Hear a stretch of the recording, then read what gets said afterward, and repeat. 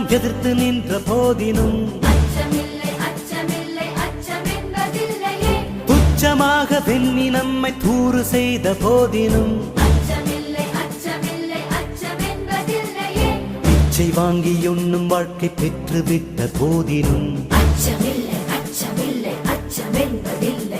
பிச்சை கொண்ட பொருள் எல்லாம் இழந்து விட்ட போதினும்